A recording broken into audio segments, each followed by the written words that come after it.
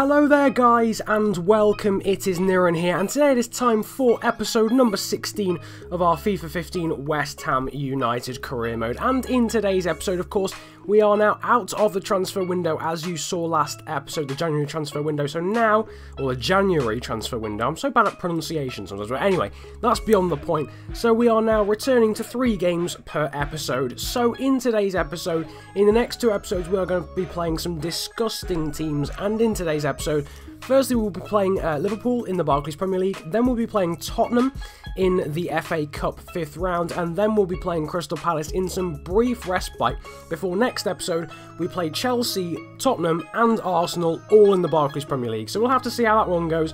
But for now, as you can see, Liverpool suffering somewhat of a suspension crisis in the news, supposedly, with Lucas Leiva out. And I can also tell you Glenn Johnson was out suspended for the game that you are about to see. We're going to jump straight into the first game of this episode, because nothing particularly happened between last episode and this episode in terms of out of game time. As you can see, yet again, we're going to be playing with a 4-1-2-1-2 formation. I will get round to doing some team sheets eventually for cut games and for different formations. Someone told me to do that in the comment section a few episodes ago. I will get round to doing that, but as you can see, we're jumping out onto the pitch here at Anfield, and as you can see, I just thought I'd put the Liverpool team on because it's not really a very strong Liverpool team. No Sterling, no Balotelli, no Daniel Sturridge, Barini, Lambert, and I think it was Joe Allen or something preferred instead.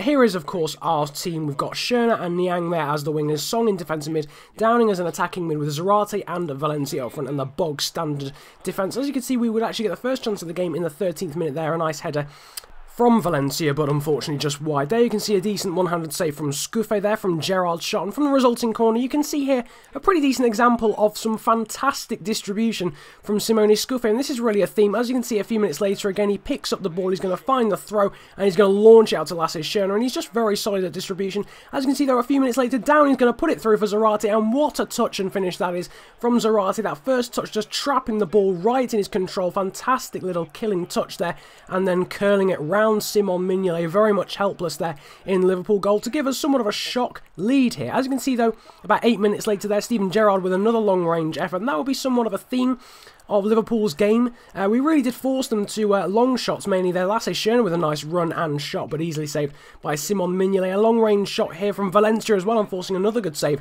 from the Belgian in goal. But as you can see there, Mbaye Niang showing a little bit too much to, I think it was Javier Manquillo. He goes down injured, and I'm fearing the worst. The referee calls it over. Let's see what he's got. It's a broken ankle. I'm just gonna call it to you. And unfortunately, as you can see, to add insult, literally add insult to injury, Adam Lallana in the 89th minute. Literally nothing happened in the second half apart from that injury and this goal. We were just basically holding on, let's be honest. We were holding on to the 1-0 lead. Unfortunately, we couldn't, and we draw right at the death. So frustrating, and Mbaye Niang out as well, which will be for a good 3 to 4 months as well. As you can see, Stuart Downing there getting man of the match with a 7.4 rating. Lasse Schürrle also getting a good rating there, as well as Simone Scuffe and Carl Jenkinson up there in the 7s. But as you can see, here we are, 3 months out with a broken ankle then from Mbaye Niang, and that pretty much means the end now of his loan spell. He's not going to be back until May, which is in effect the end of the season. So he's basically back off to AC Milan. He's not obviously yet, but yeah, a bit frustrating. That injury coming at a pretty poor time, and we couldn't hold on. And the last-minute goal from Liverpool to equalise. So very frustrating. There's just confirmation of the remaining 2 games even in this episode.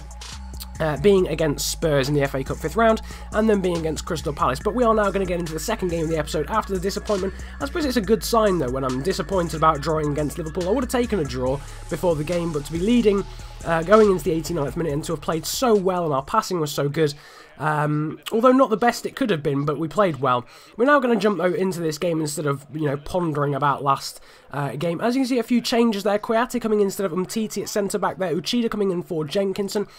As well as Ravel Morrison there at attacking mid instead of Stuart Downing. Tottenham would actually get the first chance of the game, though, as I think Diafra Sakho is also playing in this game. But Lasse Schürrle there with a bit of trickery as well after an initial Etienne Capoue chance there with his header, and forcing a good save there from Hugo Lloris. A really nice run there from Schürrle. His corner's going to come in. It's headed out wide to Kouyaté, who's going to take a little bit of a chance shot, and it is going to deflect in an absolutely disgusting goal from the Senegalese defensive midfielder Cheikhou Kouyaté.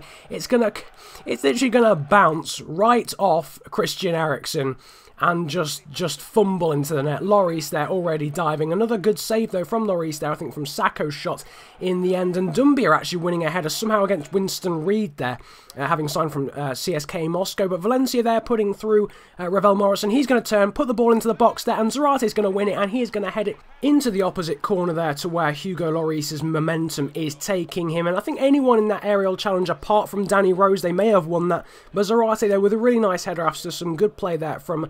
Why did I call him Sakho? Valencia's playing, for crying out loud, but still there. Valencia playing through Zarate just a few minutes later, and a good save again from Lloris. Valencia there going forward yet again, and forcing a good save from Lloris. But this time Tottenham would be going forward into the second half there, and Simone Scuffi with a solid save. Then Valencia and Zarate, whose link-up play had been fantastic in this game, and Zarate yet again forcing a save from Hugo Lloris, who was absolutely on fire. Valencia's going to pick it up though in the 65th minute, going to curl it there, and almost another deflected goal, this time off Federico Fazio. But we do win the game to now progress into the quarterfinals of the FA Cup. A pretty surprising... Well, a very surprising result in the end. I was not expecting us to beat Tottenham in the Cup. As you can see, man of the match there going to Cheikhou Kouyaté with a 7.9 rating. Good ratings as well for Scuffi, for Valencia, for Schürrle, and also for Morrison and Zarate as well. So all round a very good performance. The passing play in that game was very good. Really a fan of that second goal from Zarate. But now we're going to move on to the question of the day before we get into the third game of the episode.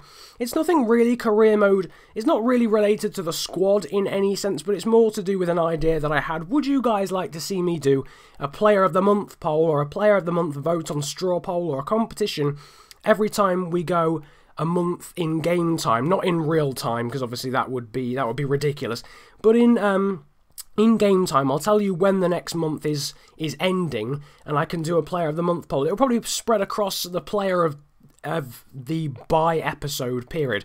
So the player of every other episode is probably how it's going to be, but it'll be Player of the Month in terms of game time, but usually a month tends to spread over 2 episodes. I've explained that terribly. I hope you guys know what I mean, though. So feel free to leave the answer to that question in the comment section. Should I now do a Player of the Month poll? I'll be looking to do some awards at the end of the season, like Goal of the Season, Player of the Season, and the such like. So leave that in the comment section below if you would like to see it. But now we're going to get into the third game of the episode, and we are playing Crystal Palace. A momentary respite from these ridiculously difficult games. Having drawn against Liverpool, having, well, won until the 89th minute against Liverpool, and beaten Spurs, we're now going into this game against Crystal Palace, who are bottom of the table. A few changes, another 4-1-2-1-2 formation. Jarvis coming in to replace Mbayang, who of course got injured. No Schürrle in the side today. And Sakho and Zarate playing up front. And Sakho's and Zarate's link-up play was absolutely awesome. As you can see, Sakho, they're playing through Zarate there. And a nice Ronaldo chop to get away from Hangeland. And the strike is saved from Speroni. But it's going to be cleared. And it's going to be picked up by Ravel Morrison. He gives it to Alex Song. And he's going to find Sakho. Nice little back heel there from Diafra Sakho. And the save yet again from Speroni from Morrison's shot. But Song picking up again. He's going to give it to Jarvis. A nice little ball there from Sakho. And what a goal that is. What a team goal. Ravel Morrison yet again. It's the Ravel Morrison show, really, in this episode. In fact, in the last 2 episodes, he only picked up his first goal for the club last episode, and now he's got another one here. What a pass that is from Sakho, right through the legs there of the Crystal Palace player. Absolutely awesome stuff. Song, though, giving it to Ravel Morrison again. He cuts inside, and that's his second goal, just 8 minutes later into the 25th minute, and we're 2-0 up after just 25 minutes here. And it's a really, really nice goal there from Morrison.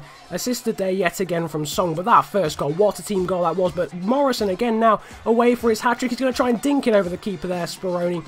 Being a little bit cocky there from myself.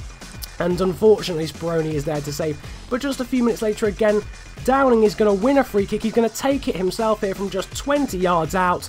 And he is, of course, going to score. Stuart Downing always scores these types of things.